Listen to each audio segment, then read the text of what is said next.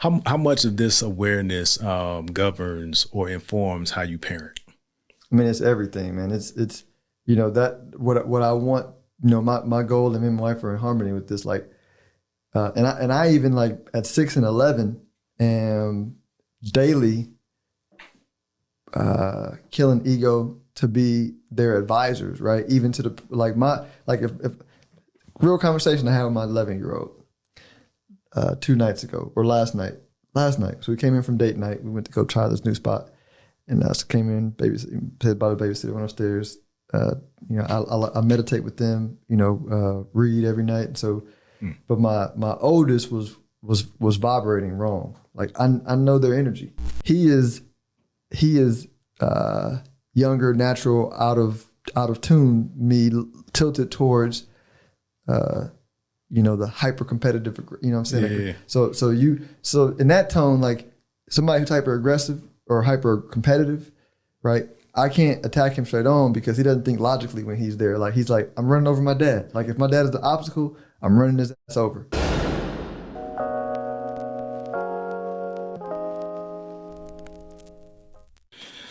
Let's get it. Welcome to the Dear Son Show, where we have conversations about fatherhood. This is for fathers, those with fathers, and the fatherless, so nobody's left out. Once again, that has been the theme for the past couple of episodes. You don't have to just listen to me. You have somebody of more interest than I. Welcome, Mr. Phillip Washington Jr. to the Dear Son Show. How are you, my brother? I'm good. I appreciate you having me on. Absolutely, man. We met through a group of brothers hanging out one night, and I was really interested in just that little bit of the conversation, man. Let's kind of start with orienting the audience to who you are and what you do in business first. Got it. Which is constantly evolving, right? So, my bulk of what I do is I own a investment advisory firm. Started maybe six years ago. Yeah. And simultaneously I started a media company because I was 100% commission salesperson, for years before for a big company. And I was just like, hey, like this cold calling is just not working as well as it used to work, when they invented it in the early 1900s. Right. I was successful. Like I built a great business. I was, top among my peers, made money. Like it was cool, but I've always lived my life to where I guess some people call it sensitive to the spirit. I didn't have a name for it. It just was more, I didn't have an ability to stay in something that I no longer felt was the right thing to do. And so I was like, hey, listen, I want to own my own deal. This thing is giving me lots of resistance, which typically means I need to go where my heart's telling me to go. And so, through a process of time, form my own company. And I was like, now listen, in the age of the internet, it was my perception that, like my friends were like, oh, but you need this big brand name. I was like, right. Why am I giving them part of my fees and commissions? They're not giving me any clients. And with the internet, you can build your own brand. Right. I say, but we're not allowed to do that under this umbrella because they want us to build their brand and they get the value. And I was like, and I'm not knocking the hustle. Like I understand. Right. I was like, but I want to do my own thing and build my own brand. And I don't believe that it's that difficult to build my own brand. And so I started a media company because I started off doing blogs and then live video and podcast. And so that owned, that content that I used to build the investment advisory firm. Gotcha. And so that kind of evolved into, the media company taking a life of its own and all that kind of stuff. Yeah. Have you always been sensitive to, like you said, sensitive to the spirit? And then when you further went on to define that as an indicator was the resistance that you were receiving in your job space, in your the traditional job format, right? A lot of people would tell you that resistance is part of the process, right? That's just how it is. That's part of it. That's not an indicator that you need to do something different. Was there a threshold that it crossed or you just feel that way in general? If something is giving you resistance, it's just pointing you to figure it out differently. Yeah, everybody has their own pain threshold, right? And it's easy to look back and understand the way things work in hindsight. Sure. I didn't have a name for it. I just knew through life that, oh man, like when I made this, when I felt the resistance and I made the opposite direction I felt was right, there was more pain. And then when I trusted it and had faith, there were less. And I've always just been somebody who, I'm relatively open-minded, and I'm, as a guy, like we call it sensitive, and we didn't appreciate, like, I've always been sensitive, Gotcha. Right? And that used to be a negative word, but moving forward, I call sensitive now being open to be led through life, right? Because I was I've always been in tune with life. I just didn't, it was like, oh, you're sensitive. So you learn to like, maybe not trust it as much, but then but simultaneously I was also given the ability to like not really give a shit. Well, not really give a shit about like what people thought. Yeah. About what I thought. So I was given both of those to where as I grew into my own, I was like, I don't really give a shit. They think I'm sensitive. Yeah. So let me embrace it. And when I embraced it, then you get the rewards of faith, right? You say, oh, okay, I'm going to listen to this inner knowing, intuition, and I'm going to follow it. And it was 100% right. Man, that's really interesting that you picked up on that duty to yourself to listen to what was telling you to do the right thing. I want to kind of go back to your childhood and start with your family dynamic there, and kind of in that story pick up where that intuition was noticeable, where you identify with it, and how early did it work? But let's start with like where you from? I don't know that. Houston, Texas. Houston, Texas. What was your family dynamic growing up? Mom, dad, still married. I always say I was blessed to have just great parents. Like I didn't have a lot of emotional struggle. Nobody's perfect, right? But I was. It's a lot of circumstances where you look back and you go like, because the world judges people based on external circumstances, external and what form, they see, right? And the tone that was struck when I was born, right? The thought pattern that was struck when I was born was one where it was easy for the world to love me, meaning like I was relatively smart, right? And let me when I say love, right? Love means faith in good, right? And so faith in the good. Faith in the good. Gotcha. Yeah. And so if early on you're smart, well then you're hearing from everybody you're smart, right?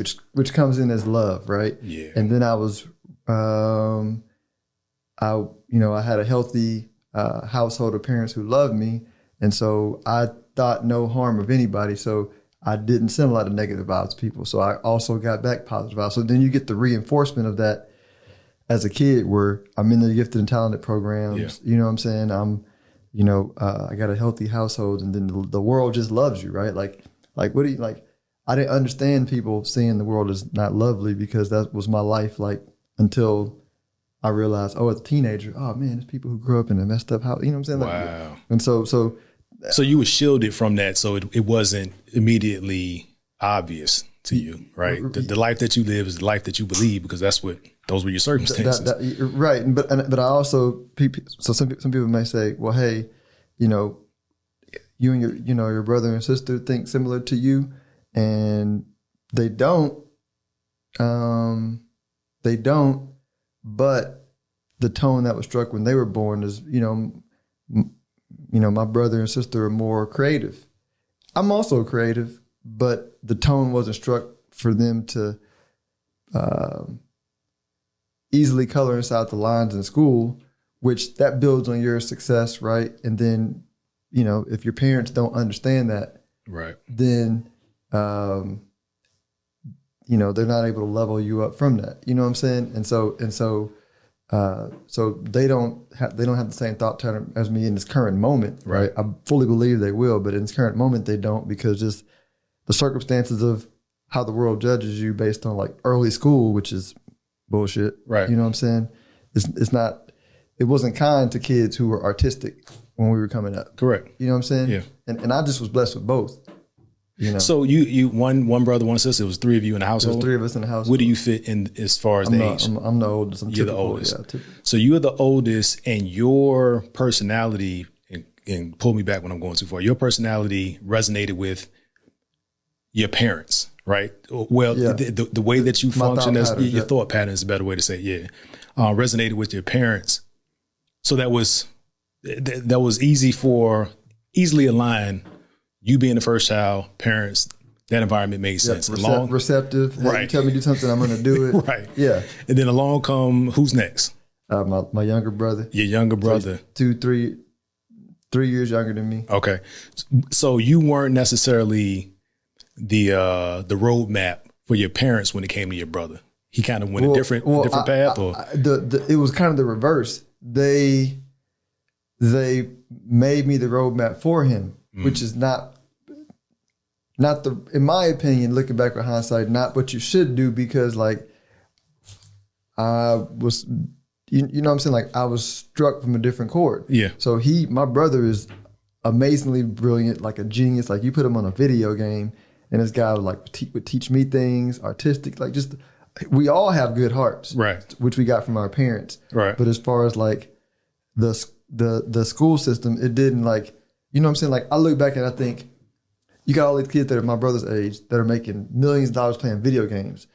If that was reinforced, my brother would smoke these dudes. Right. You know what I mean? Like it wouldn't even be, you know, Yeah. but back in that age, you were discouraged from playing video games Right. because you know what I mean? Like it was just a different thing. Yeah. Right. And then when life says, you know, hey, you're a loser for doing that, or, oh, you're not good at math, right? You're a loser, blah, blah, blah. I mean, that like compounds on you, and now you have to spend time healing yourself from, you know, all that negativity.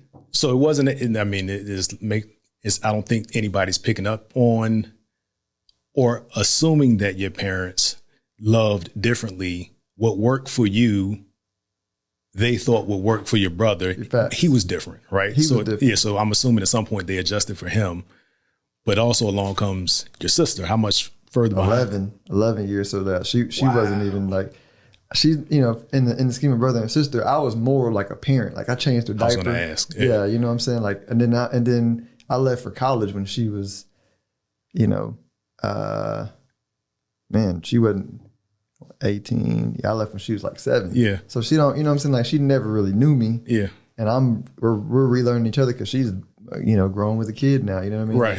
Like, and at the point we really are spending more time together intentionally. So she was, you know, she's the last girl, you know, typical, you know, who are those parents? Like, who are those parents? Exactly. That's how I feel about my children and my parents being their grandparent. Like, I don't know who they are as grandparents. Did you ever feel any pressure as the older brother? And was there any resentment due to that pressure of actually kind of, not saying that you had to be a parent for your parents, but just having that level of responsibility? I'm the youngest. Yep. So here's a good part about like what my parents put in all of us. And this goes back to their heart. Like my parents are heart. So like resentment, sibling rivalry, that doesn't exist in our family. Nice. You know what I mean? Because it was, you know, like my dad was a dad that would like have us go mow everybody's yard. You know what I'm saying? And my mom was like,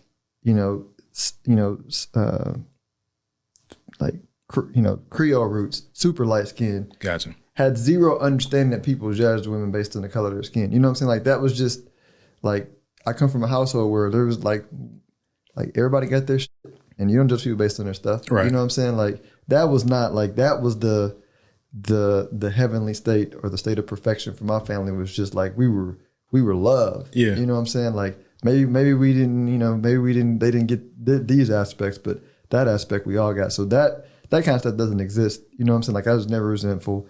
I don't even think they're super proud of who I am as a person, as proud as I am of there as a person. And there's no saying, oh, Phillip has all this and I'm jealous. Psh, you know what I mean? Like that doesn't, you know what I'm saying? What was your dad like? We focus on fatherhood here, everything through the lens of fatherhood, which limits nothing. But specifically your relationship with your father, how would you How would you characterize I that? always say, like, especially looking back with hindsight, being a father and understanding now, I was like, yeah, my dad is the GOAT because, typically, like I'm very headstrong. Okay. You know what I'm saying? And so my personality is if it doesn't matter who you are in my life. So my father being the most important person and setting the boundaries in my life. And I was a very sensitive kid. Once I got to of age where I started making my own decisions, if you're like, it doesn't matter who you are because nobody's more important than my dad, right? Gotcha. It's setting boundaries. So, but even with my dad, it's like if you're in the way of this wall, I'm running through you. Period. Gotcha. Like consequences don't matter, right?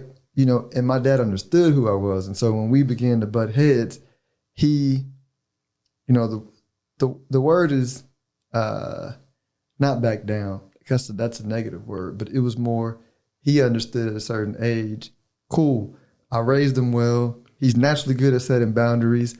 I'm going to become his advisor instead of his, his boss. Right. Because that's the only way we're going to maintain a relationship. And he'll come to me when he needs advice, which has been our relationship since I was 17, when he allowed me to make, you know what I'm saying? Yeah. And that's really interesting to me because that's kind of where I went off the rails, right? And not necessarily like a dramatic story about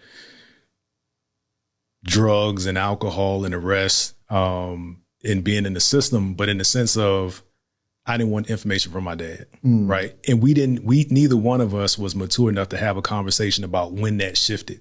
Like when he shifted from being the master of the house to the advisor role that you were talking about.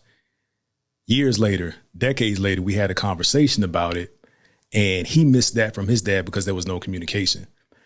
How much do you know about your dad and his father? Is this generationally how it was? Did it change with your dad? Yeah, it was one, I think my dad's life prayer, right? If you could sum, because I believe we're all just thoughts. And the thought that my dad transformed himself into was this thought, which is a blessing to me because his father wasn't around, period. Like, you know what I mean? Like all of my uncles had their own evolution and process of becoming great fathers. And today they're all amazing fathers, but they had to transform themselves into that, and everybody had their own journey, right? But my dad was the first, right? And to transform himself before he had kids so that, you know what I'm saying? We have that relationship, but he like his father was like I don't even know my grandfather. That's how, what I'm saying? Like I never met him. I think he died before I was born. Right. But even if I didn't, it doesn't matter because my uncles and my dad don't know him. You know what I mean? Like they had no relationship with him. He had a stepfather who came later, who was cool. But you know how that is. I mean, stepfather wasn't his dad, and they were older. Like you know what I'm saying? So no, I mean, I was lucky to have a dad who healed himself before he had kids. Yeah. Because if he had not, I would not be who I am at this point in my life. Right. You know what I mean? Yeah. So how did when at 17-year-old and that relationship shifts as he thought it should, right? Where he's instilled in you what you needed to that point to go out and attack life.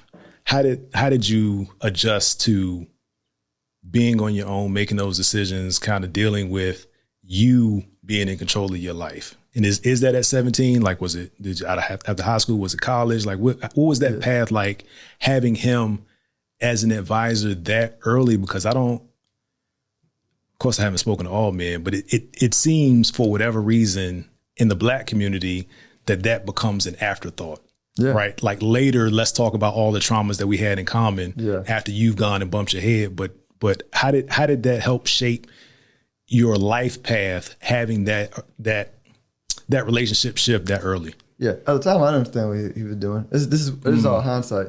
But it was like when I say 17, it's like when I was a senior, like I didn't have curfew. You know what I'm saying?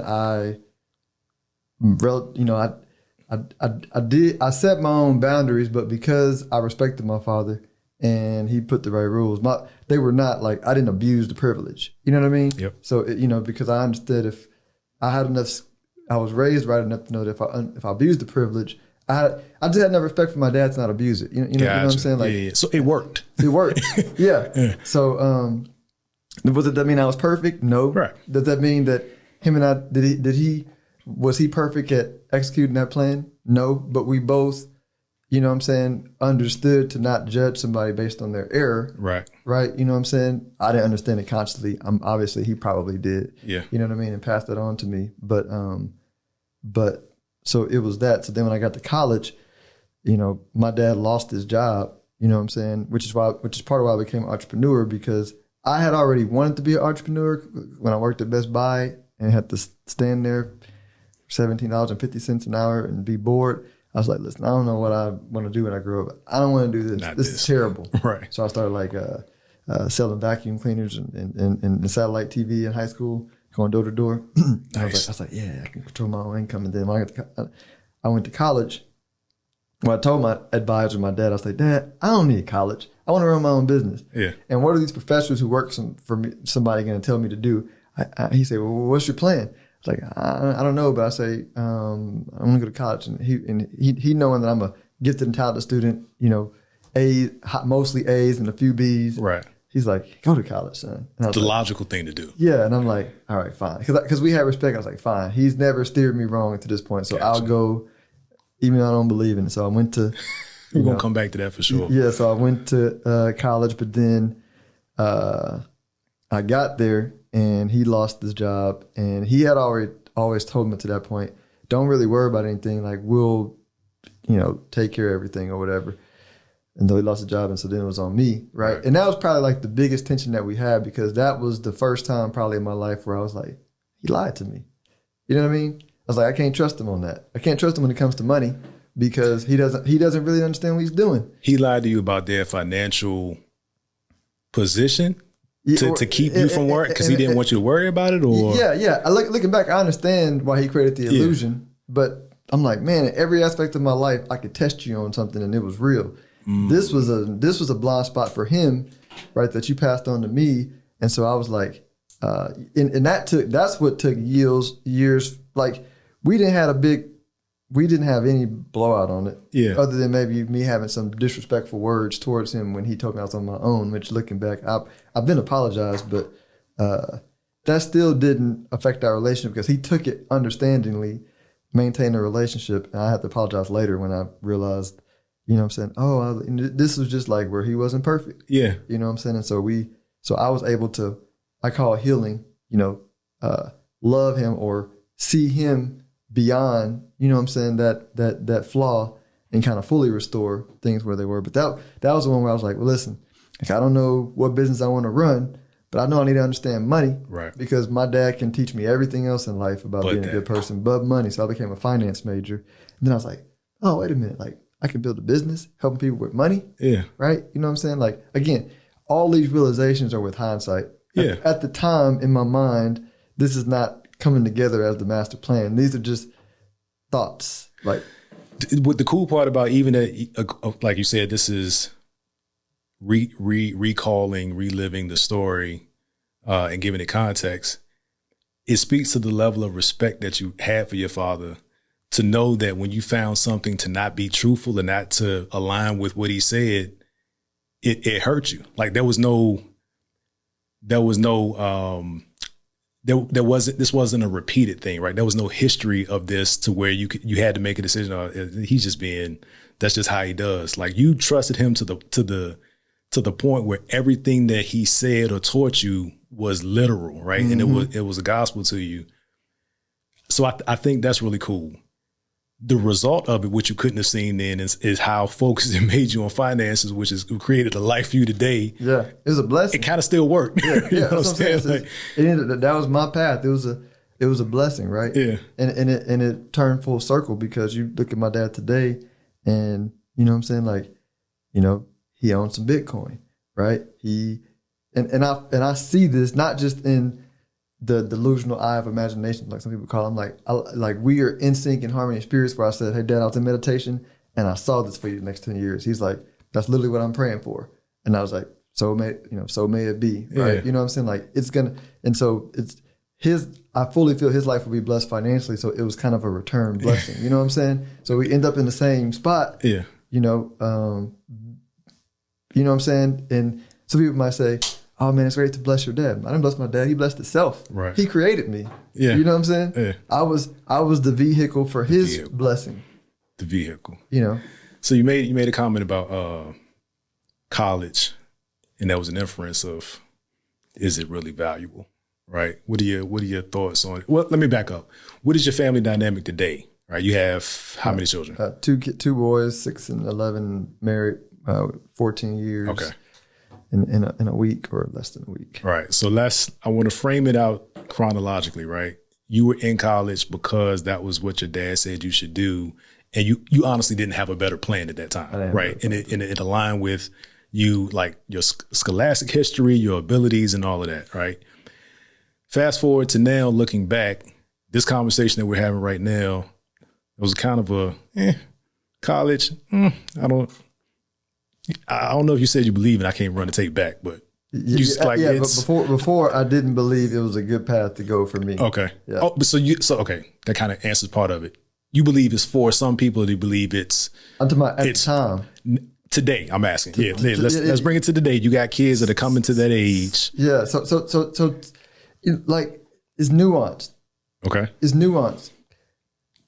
Everybody should just follow the inner spirit within them. Okay. You know what I'm saying? So my inner spirit at the time said, listen to your pops. Right. You know what I'm saying? So I listened to my pops, and I would not have found my wife. So my first, you go to the first college party. Yeah. When you're a freshman, and you just man, we about to go see some women. Yeah. Yeah. You know what I'm saying? So we go to the AKA pool party, and I'm like, I see the AKA strolling, and I'm like, yeah, dang man, that's a woman right there leading that line. It's my wife.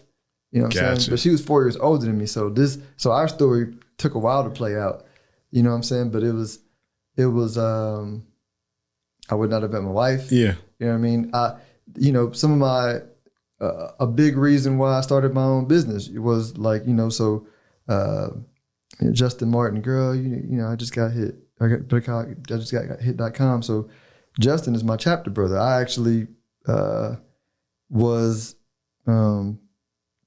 Justin came back to finish college late. Wait, I was processing the lawyer, the ad. Yeah. Girl, I just got. Yeah. So we're good friends because Justin came to college late and finished up his last semester, and then his partner, David hit us up. Hey, coming through late. He want to come through. I was a cap at the time. Gotcha. He want to come through the chapter, and I was like, man, this dude's like mid-30s. Like, okay, cool. And so I ended up, taking him through the process, and I'm his dean. So I'm like his, like the guy that protected, was made sure that he knew what he needed to know through the process and protected him from foolery. Gotcha. You know what I'm saying? And so one of the big reasons why I started my business was that when I was selling, I'd always wanted to start my own business, but then I was selling products for the other company, and we were in the office, and he goes, and he was a client, and he goes, hey DP, when are you gonna start your own company? And at the time, this is when they were super successful, because right. I had watched them from zero to now. So he was like, I was like, I do own my company. Like, I pay this office rent, I pay her salary, you know what I'm saying? Yeah. My assistant salary. Like, they don't pay me a salary. I own my own company. And he goes, yeah, but do they dictate how much you can get paid? And I know him, so I'm like, yeah, it's clever. That's the classic transformative line for everybody that's an entrepreneur talking to somebody else. Yeah. Do they limit your income? Yeah. Does that job limit your income? And that was like because my spirit was already in turbulence. Right. And that was like the push. Because at the time, I got mad, but I was mad at him, but I wasn't mad. I was mad and thankful, because I was like, damn it, this is what I got. Like, you need the people in your life who are going to just be straight up with you, right. but do it respectfully to where I can't be mad at them, but you're annoying me because you're right. But you got to take action. Yeah, yeah. So I got tons of stories from guys in my life, mostly frat brothers that have helped shape my thinking. Right. You know what I'm saying? So had I not gone to college, I wouldn't have met some of the best people in my life, right? And so for me, what's most important, regardless of what you do, follow the spirit, and then the thought patterns you pick up, which you pick up from the people around you, are super important. So it was the best thing that I could have done at the moment. You know what I'm saying? Is it for everybody? Like, is the actual structure and system of college useful? No, right? Are the people that you meet, Relationships. that can help develop your thought patterns, right? I think at the current moment, maybe college is the best way to do that currently, but there's a better way developing, probably in the future where somebody can make a lot of money figuring that out. Gotcha. So here's a confession. Well, maybe not a confession if people have listened to other podcasts, other episodes of the podcast. I got hip to, I don't know if hip is the right word. I became concerned about our financial future very late in the fatherhood and the husband kind of game. And I caused some friction, making ill-advised decisions, not being open and honest about where we were financially. And you can't go back, but today I am so much more focused because I feel like I'm trying to make up ground that I lost. And I don't know if that's a great place to operate from. But how do you think your financial awareness, your financial, your mastery, is mastery a bad word or too aggressive? Mastery is all. It's a tricky word to use, right? Because we don't ever really master anything. Yeah. So your awareness and your focus on the importance of finances and making good decisions. How has that helped, or has it actually hindered your role as a father and as a husband? Yeah, so one of my soccer coach dads just asked me about this the other day, and like, I'm super transparent. I don't have anything figured out perfectly, right. But the cool thing is you only need like 51%. You know what I'm saying? Like, you only got to be 51%, right, to evolve, right? Gotcha. Because and then you just continue to evolve, right? You can make 49% mistakes. As long as it's 51%, that's good, right? You evolve, right, and then you build, right? And then as you get better in your quote unquote batting average, maybe you can move it to 70% or 80%. But, you know what I'm saying? Like, mastery is 100%. That's why I'm like, until we become God again fully, which is, the one, like, we are God, but you know what I'm saying? Like, until we transfer from this limited plane, right, and go back to where we came, like, I don't know if we can be 100% in this limited form, but I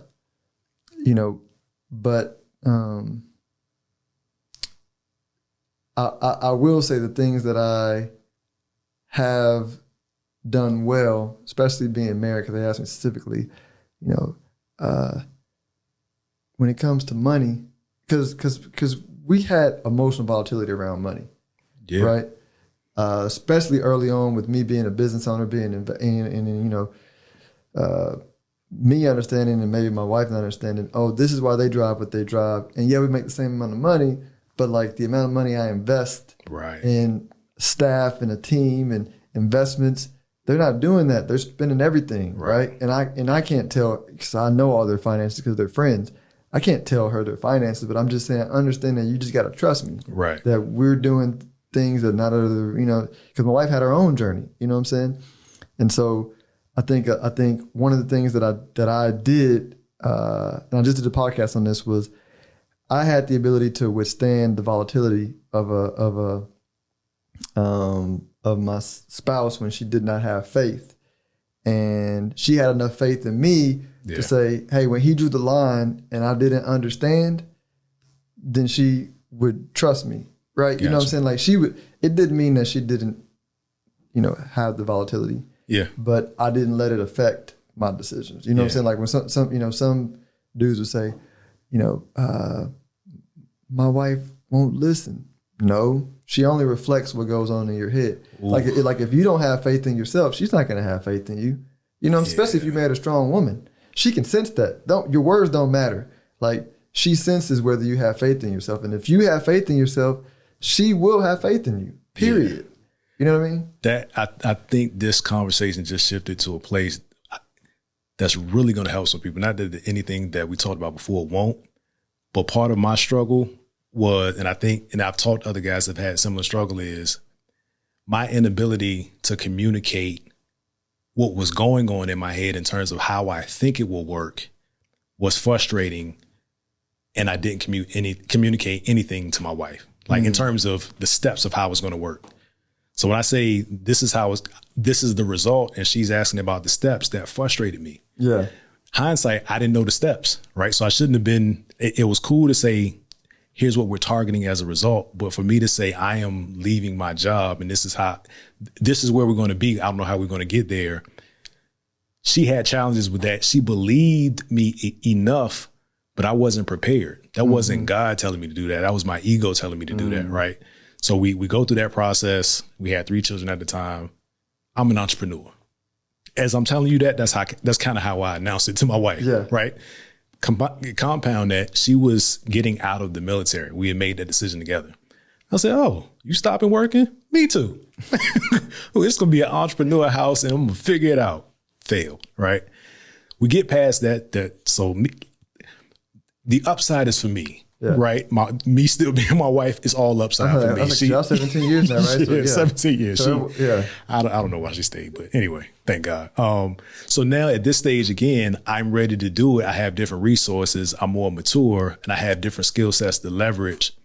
I had to be more aware of how I'm communicating it to her. And it only made sense why I thought there was resistance. I thought my wife didn't believe in me. No, she was referencing the history that I demonstrated. I can't tell her not to believe what I've done, right? Like throw everything that I've done out the window. Believe me now. So I had to be better and still have to be better about, this is how I think we're going to get here. What is your input? That was enough for her that was a demonstration of me respecting her opinion and us making the decision together. Not just me saying that I am bringing all this risk to our family and it's my decision. I'm gonna live and die with it. No, the family lives and dies with it. So all of that. That's a good point. Cause when you said it, I didn't even, that just came to conscious. Cause whenever I did make my crazy jumps, cause I had some jumps, multiple jumps in our marriage where, left San Antonio, 100% commission to move here because she wanted to, which is a jump she initiated, but I didn't know anybody here. Right. And then I had to jump from, once I was making a lot of money, we bought a house with a kid here, to go jump again and do my own business. And the first jump was she married me when I was first year in the business, right? Wow. But you said each time I made a jump, I was like, this is what I'm thinking about doing. Is it okay? Like, how do you feel about it? I want to do it. And her response was always, hey, as long as you, she would tell me her deal. As long as you make sure this, like when I left to start my company, as long as this mortgage is paid, I don't care what you do. Right. And so then I understand that if I can't pay the mortgage and we lose the house, I might lose my wife. Am I cool with that? It's cool with it. So cool. We moving forward. You know what I'm saying? It was understood. It was all, what do you attribute that to? Is that just you being, because it's the right thing to do. And I'm not suggesting that you're incredible because of that. By and large, I run into more men that think like me or thought like me at a time, right? And to give it more context, what I saw growing up, 2-parent household, me and my sister, I saw my dad making decisions and I saw my mom supporting it. So when I came to my marriage, I was doing things that I saw, but I never really had conversations with my dad to understand why these things were happening or what else was happening that I didn't see, right? So when I think I'm being the man and the husband I'm supposed to be, she's seeing me as being non-communicative and being secretive. And I'm like, I'm taking on all of this stress, hiding the pink notes, the notices that come in the mail, the bright colored notices that say, hey, something about to happen. We about to come get something or turn something off. I was putting more stress on me and my relationship, and it built up more resentment to her, me trying to hide all that stuff. So what do you think? Do you attribute your openness and your communication with your wife to just what you saw, or was there some growth to get to that point? I think go back to what we were saying in the spirit. Like I'm a terrible liar. That's a good thing. I'm a terrible liar only because, not because I'm so moral.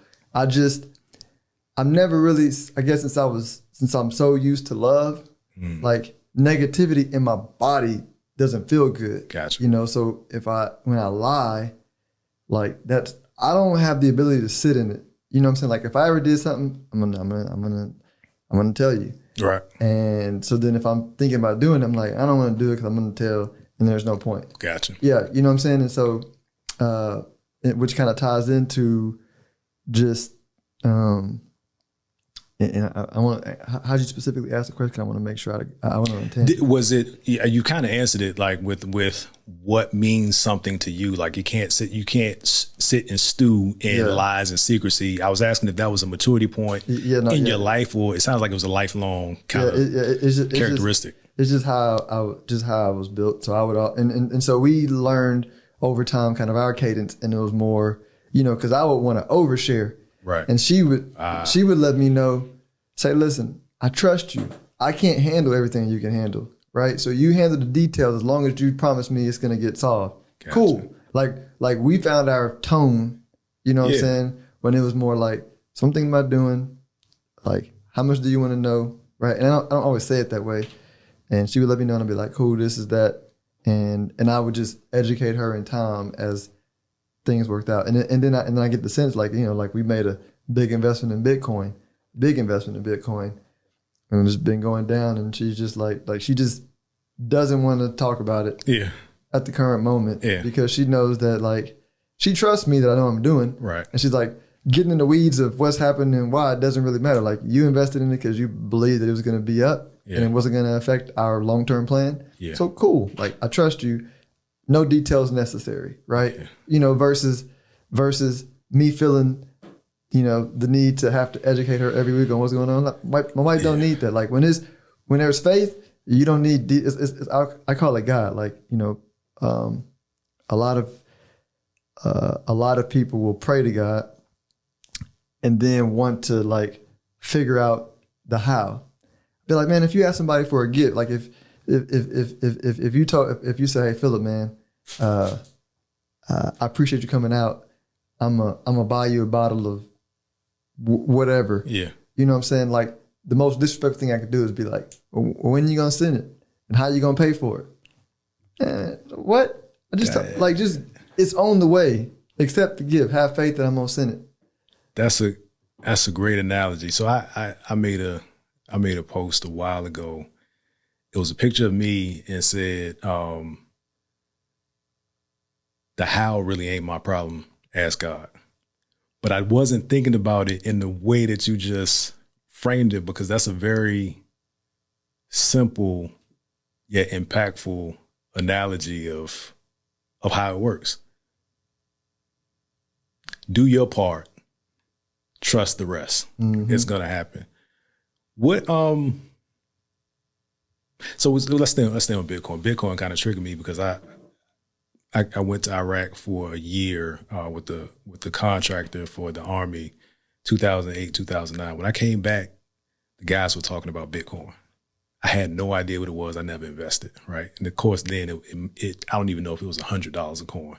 So I see a huge missed opportunity. Some other ones that I'm okay on, but I understand it enough to know that I'm willing to risk some of it in my portfolio. But the part where you explained it about your wife, you and your wife come to the agreement of how much she wants to know, I'm taking that one home. Because for me, all of the secrecy and all of that was in the vein of not stressing my wife. A man is supposed to deal with that. Then when she found out, she's triggered because I told her nothing. But just finding that threshold of what makes sense makes a whole lot of sense. Being in this financial world, when you're dealing with stuff like what's happening with Bitcoin now, how does it impact you? Like when you see investments and whether it's Bitcoin, stocks, or whatever, you still have to show up every day as a father and a husband. How do those things impact you? Or how do you still find how you stay? I don't know if centered is the right word, but how do you? That's the perfect word. Okay, let's do it. That's the perfect word. It's funny you said that because most people don't find their center, or what I call heaven, right? Which is a state of mind. Heaven's not a place that we go when we die, right? Technically. Heaven is, hell is living in the past or living in the future. Heaven is a state of mind that like we never left the Garden of Eden, right? You know what I'm saying? And I can break that down. But the Garden of Eden, the Garden of Eden is a state of mind to where once you understand we are the breath of God or we are God, and evolution is just expansion of life, which is God, right? And our purpose is to expand, right? But you know what I'm saying? Like, only way we can expand is if we find our center of who we are, right? And can I ask you a question? This might be dangerous because tangents always get dangerous. We're talking about how you stay centered, how he stays centered, how he stays centered, how he stays. I had to replicate it in my mind to know to come back to it. How much of what you just everything. I wouldn't even say explain, but would you reference, because that's a much deeper conversation. How much unlearning had to happen for you to okay, cool. Let's go back. All right. So that means another conversation is warranted. Cool. How do you stay centered now? Yeah. So it's fun. So I had to, my clients, and I have 140 of them. Jeez. Right. And another advisor, and this ties into the question, another advisor who manages more money than me, he manages more money than me, but somehow finds a way to always ask my advice on investments. He finds himself attracted to me. Sure. Right. I started my own firm first, but he, anyway, he finds himself attracted to me and wants my opinion, even though from an appearance standpoint, he's more successful. Right. But I understand why. And so he one time, and I don't judge people. So he one time we were talking, and I'm very confident in who I am. I talk from the center of my being. I understand if I'm talking from the center and you have a problem with it, that's on you, right? You gotta that's an area in your life that you gotta work out. If I didn't have any bad intentions, right? So we were having, and so he was at, hey, but why do you have allocation of Bitcoin for your clients and this, that, and next, blah, blah, blah. Like, and I was like, well, because my clients know who I am, right? And I built the practice where they understand what I do. And what I do for them is like building a portfolio and knowing what to invest. That's easy. You can pay a robo-advisor to do that, and they're going to do. I said, they are borrowing my faith. I say, meaning as long as we remain in harmony, right? And my energy is right, like they feel it. They feel it. If my energy is wrong, then they're going to be worried, right? Do I get a few every now and then that I need to talk down off the ledge? Yeah. Absolutely. But I do it in a non-judgmental way, fully understanding that they need to be understanding that, hey, listen, like I'm going to let you vent and get the negativity and the stress out. That's what I'm here for. That's what you pay me for. Right. But ultimately you pay me for my energy. Just like my wife, right? She will be blessed financially being in harmony with me without needing to know the how. Right. Same, and I'm not, this sounds super arrogant because I'm not. But it's in context. It's the same power of God that's within me that I'm unleashing to bless people in my life, right? And so it is not I, but the Father. You know what I'm saying? But the point is, and so when I said that, he was like, well, just wait till you're managing more money, because then, you know what I'm saying? Because then, it's going to be different. And I was like, okay, you know what I'm saying? Like at that point, I'm talking to ego, not to my homie. Yeah, you know what I'm saying? Boy, man. I hope you feel good about our conversation, that we can have several more. Because the thing about ego, it hit me a while ago. From my perspective, ego is energy given off, right? For the ego to matter, it has to go out and resonate and bring back some information, right? So it has to go out and somebody has to agree with it or disagree with it, or it's useless. Facts. Right? So him testing his ego is projecting his limitations on you, because he needed you to agree with him for it to be firm up. Yeah. I was like, I'm not going there. Yeah. You're not even a real person. Like this is not my homie. So I'm not responding. There's no response necessary. I mean, there was a response I could have given. I could have said that your clients are nervous because you're nervous. Yeah. Right. But in that moment, the Spirit said, don't engage ego. How much of this awareness governs or informs how you parent? I mean, it's everything, man. It's that what I want, my goal and me and my wife are in harmony with this. Like, and I even like at 6 and 11 am daily killing ego to be their advisors, right? Even to the if real conversation I had with my 11-year-old 2 nights ago, or last night. So we came in from date night. We went to go try this new spot, and I came in, said bye to the babysitter, went upstairs. I meditate with them. Read every night. And so, but my oldest was was vibrating wrong. Like I know their energy, and so the youngest being the youngest, he was instigating. He story doesn't matter, but he basically was telling on his brother that he was vibrating wrong, because when he started vibrating wrong, he started talking trash to his brother, right? Gotcha. So, but I had already felt it. So I was like, Kellen could be entitled to tell, but I appreciate you. You know what I'm saying? Go brush your teeth. And so I said, and my oldest is me, right? That was one of the follow-on question. Go ahead. So I mean, both of them are me, because I'm a relatively. They're just one is different stages. One is half my tone. The other is my other half tone, because I'm balanced, right? I'm both. You know what I'm saying? In this mentally healthy state. But he is younger, natural, out of tune, me tilted towards the hyper competitive, you know what I'm saying? Yeah. So in that tone, like somebody who's hyper aggressive or hyper competitive, right? I can't attack him straight on, because he doesn't think logically when he's there. Like he's like, I'm running over my dad. Like if my dad is the obstacle, I'm running his ass over. Right? He's not going to run me over, which means I got to run him over. Which I don't want to do that to my son. Right? Like you know what I'm saying? Like I don't even want that. So I was like, all right, how am I going to do this? So but I was so I said, all right, hey, Tate, let me draw something for you, because he loves to draw. So I'll do like this blank circle, and I was like, hey, son, this circle represents like our mind, so our mind, when we meditate, which we're about to do, it wipes the circle clean, right? I said, because we're not, this is our natural perfect state. They know it's called the I am state, right? Our natural state. And I was like, now what happens to the circle if we start bringing in negative things that we watch on TV or on our phone or things like that? What? And then he smirked, because he was like, in his mind, Daddy, you got me, but you flew under the radar, so I have to engage. So he smirked. He went, because before he was like in a mood, you know what I'm saying? So he smirked and he went, I'm gonna think, it's gonna be negative thoughts in there. And I go, cool. I say, and at that point I was like, okay, he got the lesson. So I went to go help my other brush his teeth, and I came back and I said, hey, so now how I read your mind and how I know where you are mentally? He said, yeah, because I was teaching him thoughts lead to emotions, emotions lead to experience. So he said, yeah. He said, because you look at how I'm acting and my actions tell my thoughts. I was like, say, you got it. I say, so listen, when I'm correcting you on like watching what you watch on your phone or everything, which I know you've been watching some stuff that you shouldn't have been watching. Right. You know what I'm saying? I said, understand that like you're the blank circle. Like you're not your thoughts.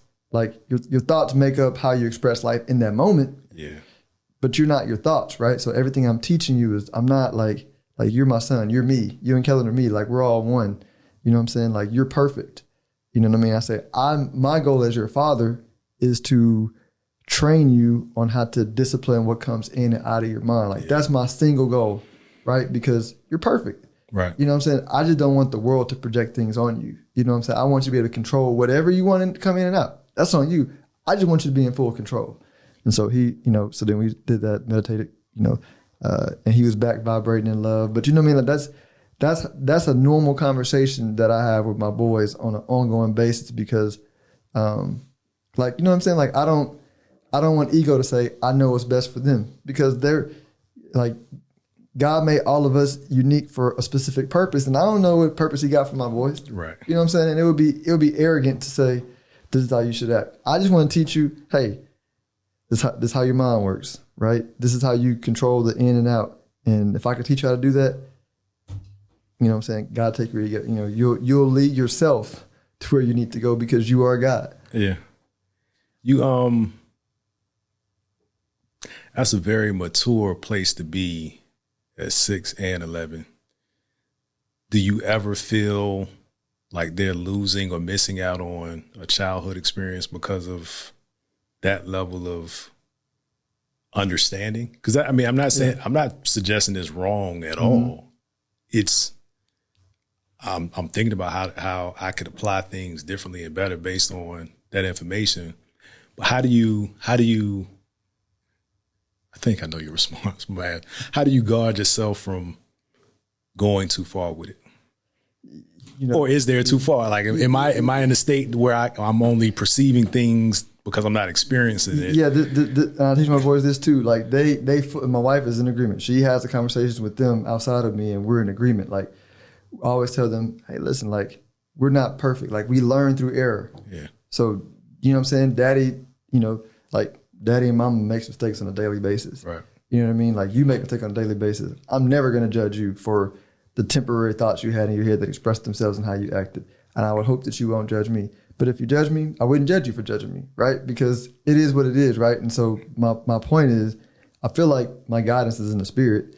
And my kids are nowhere near perfect. Right. And my kids play a lot. And they're silly. Like, if you, like my, you know, how we met Brandon, they're always like, man, I love how free and silly your kids are. Like, they have a free, open spirit. So to me, they're more kids than most because they feel the confidence to express how they feel to me and around me, and they don't feel the need to hide themselves. And it's all relative, right? All kids are gonna, as they grow and develop and come into this, especially these teen years, gonna hide some things. But I feel like, you know, I was relatively open with my dad, right? Okay. Like, both of our, you know, our families are open in different ways, and so we've brought those two different ways to make I feel like a wholesome environment for our boys to develop and flourish even more, right? Yeah. So, you know, again, nothing's perfect. Yeah. We err, they err. We're just trying to be 51% right so we can keep evolving towards, like, perfection, which is not a destination. It's a, you know, heavenly state of mind is like evolution, right? Like, what's infinity? There's no beginning and no end, right? There's no destination. It's just constant evolution upwards. Infinity, you can only answer it with a non-answer. Yeah, yeah. You actually can't answer it. Yeah. Well, what do you do for fun, man? I get punched in the face. I do Muay Thai. You know. Wow. So I train. You know, I spar every week. Train. You know, 6 days a week. Yeah. Me and I briefly referenced, like, you know, we do date night probably 4 or 5 times a month. Okay. You know, I have my binge worthy shows. I mean, my job is fun. You know what I'm saying? Like, what I do for a living, record. Most of what I do is content creation and talking to clients and investing money. Right. That's fun to me. Compliance is not fun. Right. You know, and I outsource most of that. But just, you know what I'm saying? Like, I'm not the person that wakes up Monday and looks forward to Friday. Like, I love Monday. Right. I love Friday. I love Tuesday. Right. You know what I'm saying? Like, and that's where it goes to where if I ever get to a point to where there's negativity or resentment or I don't like in my life, I don't have the ability to keep doing it. I'm not rational in that. You know what I'm saying? And this is probably a longer storm, but if we went through the detailed version of my story, you'd be like, wait, Phillip, you left doing what to go do that? Yeah. Why would you do that? 'Cause I don't think rationally. You know what I'm saying? Like, that's not like, because this world is not even real. I mean, if from a science perspective and a spiritual perspective, like, matter and energy is the same, right? And matter is created through energy in motion, right? Vibrating energy, right? And so, you know, the experience that we have is based on, like, what's going on in our mind. You know what I'm saying? And so I unconsciously realized that, oh, you can create whatever you want by just believing it in your mind, right? And some people, you know what I'm saying? Like some people perceive it as cool, but I just perceived it as I didn't have the ability to give it what you thought about me. And I wanted to do what I wanted to do. And then it became cool. And I was like, but I wasn't doing it to be cool. Yeah. I just literally didn't want to do what you did. Man, I'm assuming you're going to come back for another conversation, because part of my struggle, let me frame it to make sure this is going to make sense. In terms of faith or religion, and I have the same problem with all religions, that they're man-made, right? Facts. do you classify as any? Gotcha. And my dad's a pastor. Completely believe that. Here's how dope my dad is though too, because me and my dad fully have conversations about why I, like what I just told you. He knows I'm not, into religion. I give money to his ministry, but I'm giving money to him. Right. I mean, it's his ministry, but it's my dad. Like I don't care about the religion. Yeah. And I think religion is somewhat useful in everybody's evolution. It's utility, yeah. Yeah. So, but when we had the conversation, my dad is open. He's like, my dad said something that I don't even think he's conscious. He's not conscious of what he said. Right. When we first, he said, "Seems like you've evolved in your thinking." You know what I'm saying? And I was like, "Damn, that's like that." Yeah.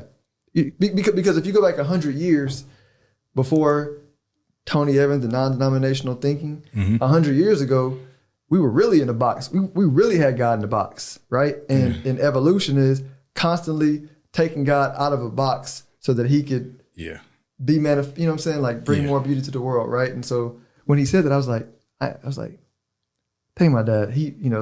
I'm thankful for him because like you take some other pastors, Baptist, and he's a Baptist too, pastor, they would have been like, you're crazy, son. But my dad's like, we've never had to, like, I've always felt free to say to him how I feel with the full understanding I'm not going to get judged. My dad doesn't judge me. Yeah. He cannot agree, but he does not judge me. Yeah, that we're at an interesting place in my family now because we grew up Seventh-day Adventist, like generationally, right? So that was a standard. That were practices, that were traditions that were expected.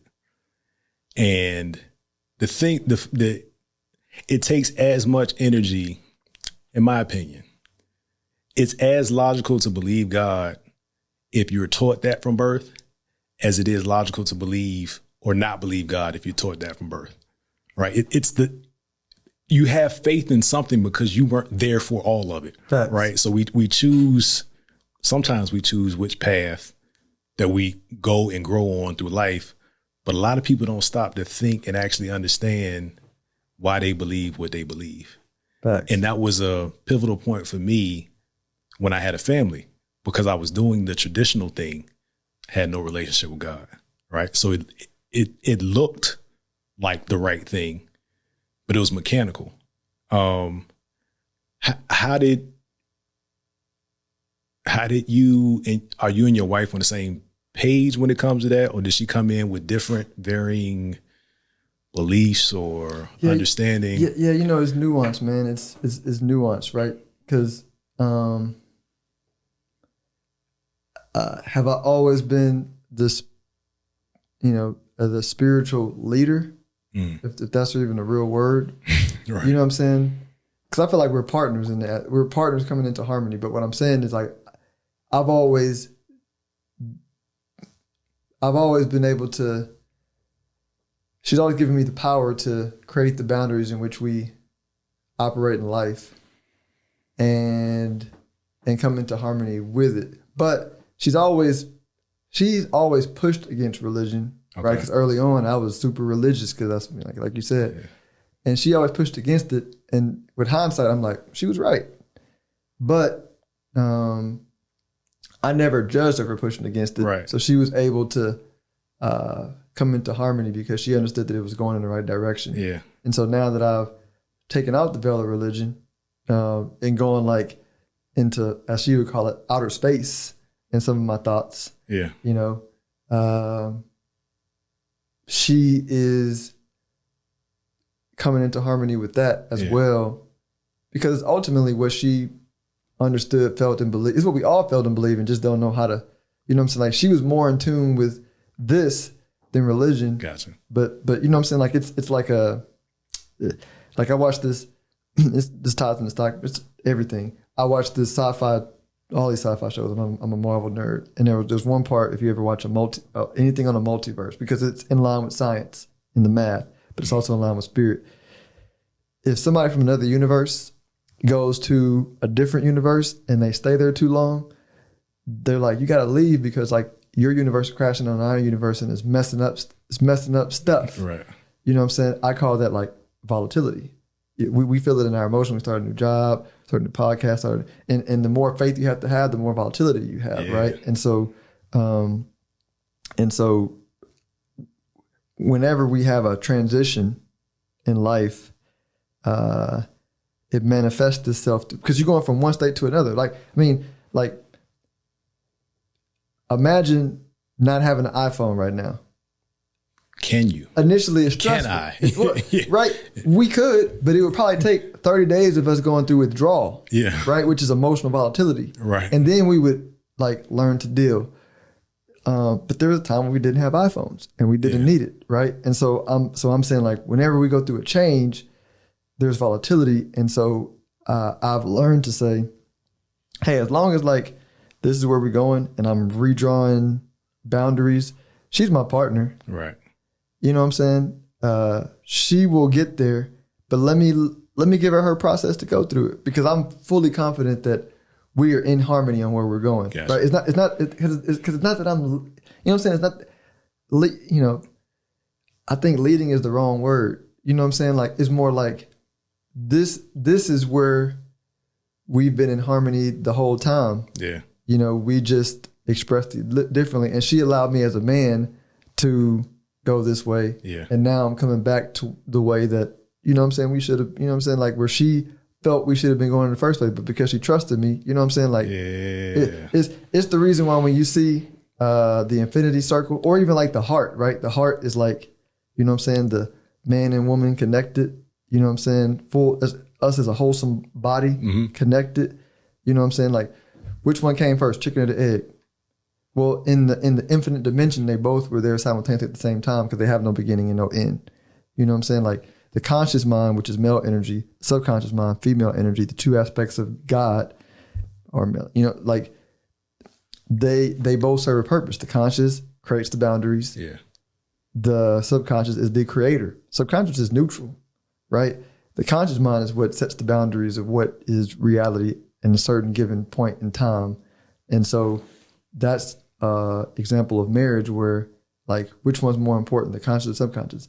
Neither, because without the conscious, the subconscious just it's chaos, right? To us in this dimension, yeah. You know what I'm saying? But if the conscious mind takes over, right, it falls in love with the creation. You know what I'm saying? Because it's I'm doing power in my own strength versus no, you got to stay plugged up to the creative power, right? Yeah. So you have to have them working together. That's a process in this world of limitation and form that we live in. I know that was super deep, but no, I mean, I understand the logic. There's definitely parts that I'm going to go back and watch and rethink objectively, right? Because right now I'm processing it in the moment through my mental filter, right? Mm-hmm. Which is different than what yours is. You used one word very frequently, which is harmony, instead of balance, which I believe is the more realistic approach to any relationship. Volatility was an interesting one. And we're kind of wrapping now. As a father, is there still a part of you that creates, or that's in a volatile state as a father? I don't know. You got to understand my thinking is I don't associate my identity with thoughts. You know what I'm saying? I think people misinterpreted what Jesus said when he says, or this is in the Bible in general. If you look at the Bible, God always referred to himself as the great I am, because whatever you put at the I am is the container that you put yourself in that temporary moment. Sure. It's not who you you are the I am. But if you say I am bad in that moment. Gotcha. Yeah. Gotcha. So is there, let me see if there's a different way to frame it. So do I put myself in containers that are not life-giving as a father? Absolutely. I'm not, if I were perfect in form, I'm perfect in spirit, but if I were perfect in form 100% of the time, I wouldn't be sitting in front of you. I would have gone back to ascended. Yeah. Yeah. Elisha, Enoch. Yeah. Yeah. Okay. No, that makes a lot of sense. And I was, The real question that you answered was, I wasn't necessarily thinking about whether or not you identify with it, but if you recognize it, how do you curtail it? I don't judge it. Easy enough. Yeah. The answer is I don't associate with it. So, and I want to explain it because some people might say, if I just said no, people be like, he's delusional. Right. Something's wrong. Something has to be wrong. Yeah. And what I'm saying is I don't associate with it. Gotcha. Like who I was when we started the podcast is a totally different person than who I am like this moment. This is true. Because we've had different thought exchanges, right? You've added to me, I've added to you. Like we're different people now. Right. Literally. Yeah. You know what I'm saying? I don't think we look at the milestones at that level like we should, right? We always month, year, decade, but you should be changing. You should be a more informed person when you go to bed than when you woke up.